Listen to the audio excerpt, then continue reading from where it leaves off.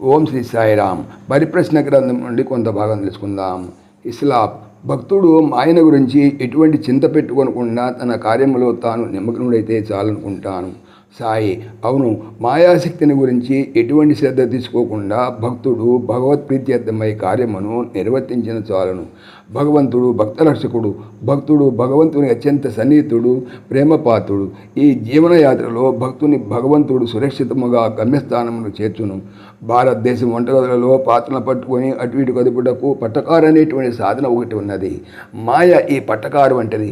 భగవంతుడు దీన్ని తన చేత పట్టి ఉపయోగించును.